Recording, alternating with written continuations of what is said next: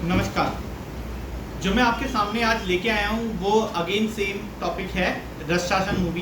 Actually पिछली बार जो मैंने इसके ऊपर वीडियो बनाया था उसके अंदर मैं इसको बहुत अच्छी तरह एक्सप्लेन नहीं कर पाया था, इसीलिए आज मैं इसको एक प्रॉपरली एक ढंग से एक्सप्लेन करने के लिए आपके पास में आया हूँ। सबसे पहले मैं आपको ये बता दूँ, मैं कोई क्रिटिक नहीं हूँ, मुझे नहीं पता लगता कि क्या म्यूज़िक की क्वालिटी है, क्या है क्या नहीं है। बट हाँ, मैं थोड़ी सी क्रिएटिविटी रखता हूँ, मैं पोएम्स लिखता हूँ, मैं गाने लिखता हूँ, मैं डायलॉग्स राइटिंग और कई बार स्टोरी लिखने की कोशिश भी कर चुका हूँ। इन सब की वजह से मुझे इस वाले स्तर पे, अभी मैं कोई बहुत बड़ा नाम नहीं हूँ, इसके बावजूद मुझे इस वाले स्तर पे बहुत सारी चीज़ें पता लग रही हैं जो कि गलती हो रही है। और मेरे ख्याल से वही वाली गलती बॉलीवुड से बार बार हो रही है। वो बॉलीवुड ने गलती कब नहीं की, ये वाली चीज़ों को भी हम लोग डिस्कस करेंगे। बट अभी जो कि करंट टॉपिक है उसके ऊपर हम लोग आ रहे हैं।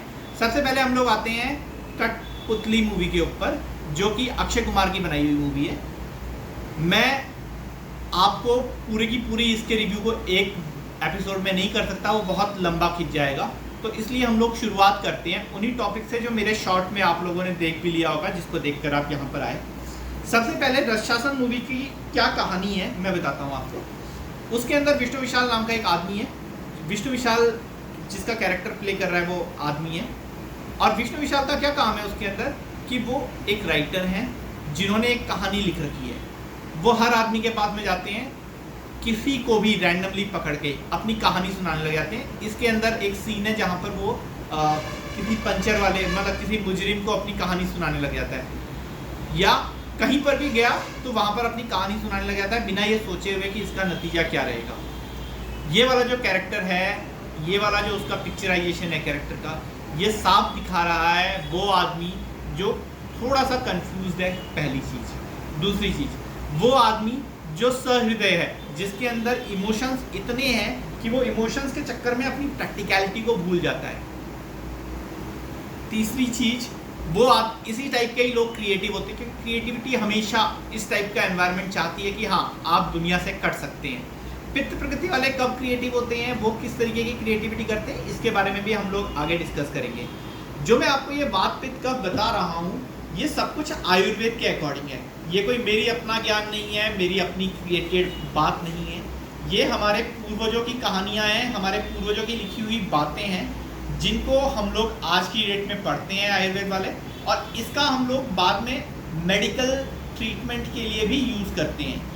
इसको हम लोग कई बार बेबीज़ के लिए भी यूज़ कर सकते हैं। अगर आप मुझसे जुड़े रहे तो मैं इसके बारे में आपको आगे बता पाऊँगा कि किस तरीके से बेबीज़ के लिए, माँ बेबी के रिलेशन के लिए, हस्बैंड वाइफ के रिलेशन के लिए, ऑफिस में बॉस और कलीग के रिलेशनशिप, बॉस और एम्प्लॉय के रिलेशनशिप के लिए किस तरीके से ये वाली चीज़ें इंपॉर्टेंट होती हैं, ये वाली चीज़ बता सकता हूँ। बट अभी हमारा जो मेन पॉइंट है वो अक्षय कुमार वाला है, तो उस पर आ रहे हैं। दूसरी चीज़, कठपुतली मूवी के अंदर अक्षय कुमार को दिखाया गया कि वो फॉरेन रिटर्न NRI है, जो कि पता नहीं लंदन में कहीं पे रहता था, बाद में वो अपने हिमाचल के एक छोटे से शहर में आया है और अब वहाँ पर आकर वो पुलिस की नौकरी ढूंढ रहा है। इस तरीके का स्टेप केवल इमोशंस के वजह से कोई आदमी उठा सकता है, इमोशनल आदमी उठा सकता है। अगर पित्त वाला आदमी उठाएगा तो उसको इसके पीछे एक बहुत स्ट्रॉन्ग लॉजिक चाहिएगा, क्योंकि मैंने आपको बताया पित्त वाला आदमी जो होता है वो बहुत ज़्यादा प्रैक्टिकल होता है। वो हर अपने स्टेप को कैलकुलेट करता हुआ चलता है कि यहाँ मैं काम कर रहा हूँ तो मेरे को 10,000 मिलेंगे, लंदन में काम करूँगा तो शायद मेरे को एक अच्छी खासी रकम मिल जाए, तो मैं क्यों करूँ। अब इन लोगों ने इतना दिमाग तो लगा लिया कि अक्षय कुमार एक छोटे शहर का नहीं लगता जैसे कि विष्णु विशाल लगता था, लेकिन ये लोग ये नहीं लगा पाए दिमाग कि कोई लंदन छोड़ के क्यों आ रहा है हिमाचल में, क्या लॉजिक है कि वो वहाँ पर आकर छोटे मोटे काम कर रहा है, अपनी भतीजी को छोड़ने के लिए स्कूल जा रहा है, उसकी टीचर के साथ में टाइम पास कर रहा है। ये सब चीज़ें क्यों हो रही हैं, ये वाली चीज़ के बारे में उन्होंने कोई लॉजिक नहीं दिखाया। और बॉलीवुड वाले हमेशा से चाहते हैं कि कोई भी चीज़ किसी भी तरीके से हो गई और उस वाली चीज़ को हम लोग मान लें। तीसरा पॉइंट, उसके अंदर जो एज विष्णु विशाल की दिखा रखी है वो बहुत छोटी दिखा रखी है। हर आदमी छोटी एज में, आपने देखा होगा जब आदमी की एज 17-18 की ईयर्स में होती है, ऑब्वियसली वो पित्त प्रकृति में शुरू हो जाता है। आयुर्वेद के अकॉर्डिंग हम लोग जाएँ तो बच्चा कफ का होता है, जो बड़ा जैसे जैसे होता रहता है वो पित्त की तरफ को जाता है, बाद में वो वात की तरफ को चले जाता है। तो आपने देखा होगा कि कि जो बच्चे होते हैं उनके अंदर एक बहुत मासूमियत होती है, उसकी वजह से जब कोई इनको डांट देता है, डपट देता है, वो वाली चीज़ को सहन कर लेते हैं। ये क्लियर कट पित्त कफ वाला कैरेक्टर है। जब उसमें हम लोग दिखाते हैं कि उसमें दिखाया जाता है कि विष्णु विशाल नई चीज़ों के लिए, मतलब जब नई पुलिस की भर्ती के लिए गया है तो वो छोटी मोटी गलतियां कर रहा है, जैसे उससे अपराधी को डंडा मारने में उसको बहुत अजीब लग रहा है। ये अगेन मैटर ऑफ इमोशन है। प्रैक्टिकल आदमी को अपराधी को डंडे मारने में नॉर्मली कोई डर नहीं होगा, अगर होगा तो वो फिर बेहोश होने वाला या कोई मेडिकल प्रॉब्लम आ जाए तो वो अलग बात है। तो इसी तरीके से ही ये वाली चीज़ जो थी कि यंग दिखाना था, विदाउट एनी ईगो दिखाना था, ये वाली चीज़ आपको अक्षय कुमार के अंदर कभी नहीं दिखेगी। क्यों? क्योंकि अक्षय कुमार हमेशा एक परफेक्ट आदमी दिखता है। वैसे भी एज के जिस पड़ाव पे वो पहुंच चुके हैं, वहाँ वो किसी की उल्टी सीधी बातों को सहन भी नहीं करेंगे, अपनी गलतियों को मानेंगे भी नहीं, उसके लिए बेकार में आर्ग्यू करेंगे और लास्ट तक का फाइट करेंगे कि नहीं मैं तो सही था जी, मैंने तो कोई गलती की ही नहीं, और हर चीज़ को पहले तो गलती करेंगे ही नहीं क्योंकि परफेक्शनिस्ट है। मेरा यहाँ पर कोई प्रॉब्लम अक्षय कुमार सर से नहीं है। अक्षय कुमार जी की बहुत सारी मूवीज़ का मैं बहुत दिल से फ़ैन हूँ। मतलब एक वक्त क्या उन्होंने, हमारी जनरेशन में तो अक्षय कुमार हो गया, गोविंदा हो गया, यही कुछ हीरोज़ थे जो हमें एंटरटेन करते आए हैं, हमेशा से करते आए हैं। तो मैं ऐसा नहीं कि मैं इन लोग के ऊपर कोई गलत कमेंट कर रहा हूँ या मैं इन लोगों के बारे में कुछ गलत सोच रहा हूँ, बट मेरे ख्याल से जो कास्टिंग डायरेक्टर है उसको हमेशा इस वाली चीज़ के बारे में सोचना चाहिए कि मैं क्या कास्टिंग कर रहा हूँ, मैं किस आदमी को किस रोल के लिए ले रहा हूँ। अब मैं एग्जांपल इसमें ही लेके आता हूँ। यही वाली मूवी साउथ के अंदर बनी थी रत्साशन नाम के से, विष्णु विशाल के नाम से। तो उसमें क्या दिखा रखा है, उस वाली चीज़ को हम लोग आज आपको थोड़ा सा दिखाएंगे। मैं भाई से बोलूँगा कि प्लीज़ थोड़ी देर के लिए कैमरा इस पर करें। देखिए मेरे पास में अभी कोई वो सारे के सारे इक्विपमेंट्स नहीं है, वो मेरे को उस लेवल की एडिटिंग नहीं आती कि जो ये वीडियो है वो साइड में दिखे और साथ में मैं दिखूँ। इसलिए हम लोग पहले शुरुआत में थोड़ा सा वीडियो पे कंसंट्रेट करते हैं, जहाँ पर मेरे को कोई पॉइंट दिखाई देगा कि ठीक है यहाँ पर ये लॉजिक है जो कि अक्षय कुमार के उसमें कुछ अलग ही सिचुएशन आती, ये यहाँ पर हम लोग अक्षय कुमार को बिल्कुल कास्ट नहीं करते, उस वाले पॉइंट्स पर मैं एक दो पॉइंट्स पर आना चाहूँगा। तो मैं उसी के लिए आपको दिखा रहा हूँ। तो सर आप थोड़ा सा इस पर फोकस कीजिएगा। ये नज़र आ रहा है?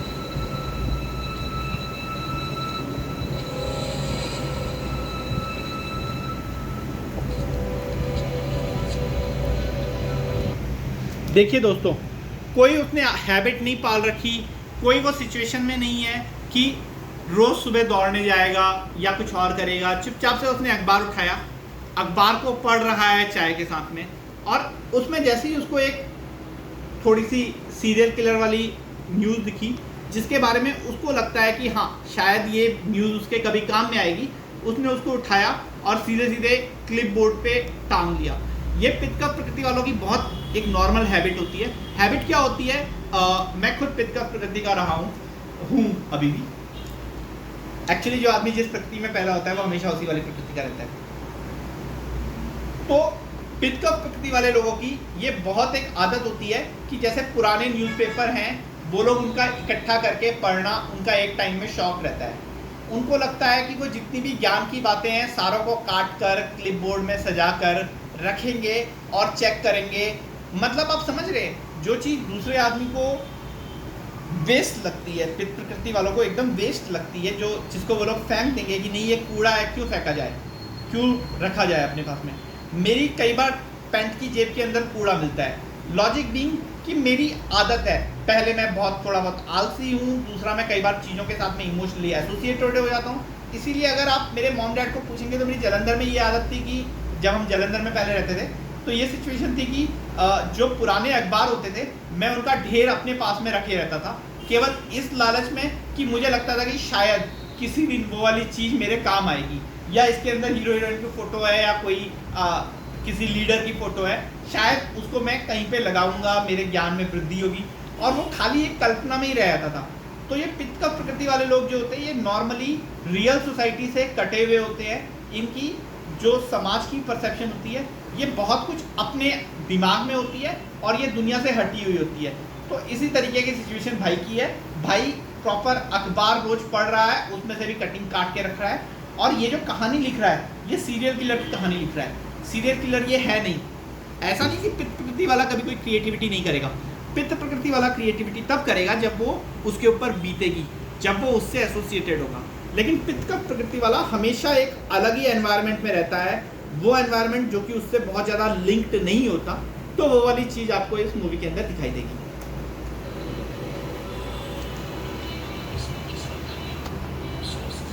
ये देखिए, एक अलग ही उसने पूरा रूम बना रखा है जिसमें अलग अलग वो रखे हुए हैं। बहुत लंबे टाइम से ये वाला काम कर रहा है।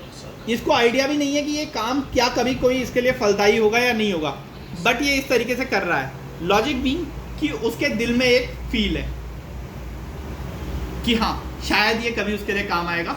तो ये क्रिएटिविटी का एक बहुत इंपॉर्टेंट एस्पेक्ट है जो कि दिखा रखा है।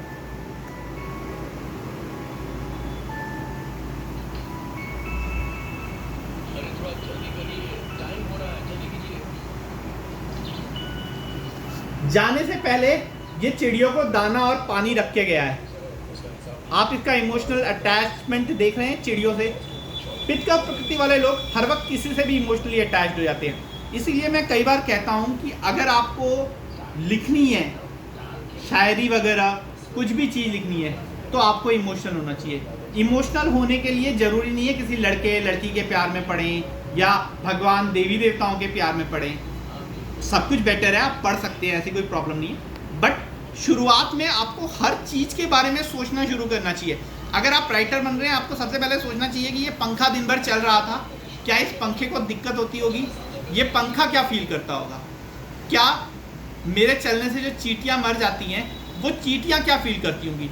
जब ये वाली चीज़ आपको फील होने लगेगी तब आप देखेंगे कि आपका दिमाग जो है वो क्रिएटिविटी की दुनिया में गया है, एक अलग ही दुनिया में गोते लगा रहा है। ये इस दुनिया में रहना, इस चीख चिल्लाहट के बीच में रहना, ये कोई क्रिएटिविटी नहीं होती। इसमें आप क्रिएटिविटी में नहीं आ सकते।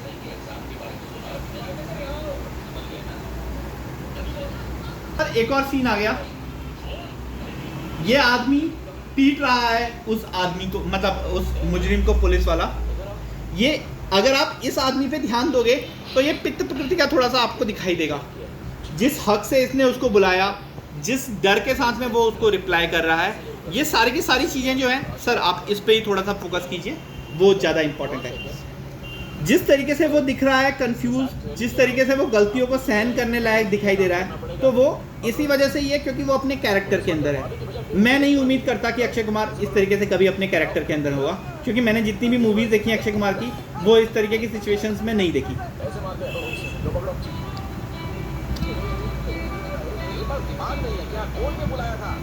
आके फिर दुखी हो रहा है, रीजन बीइंग इमोशनल। यहाँ इस आदमी को ये कहानियां सुनाने लग गया।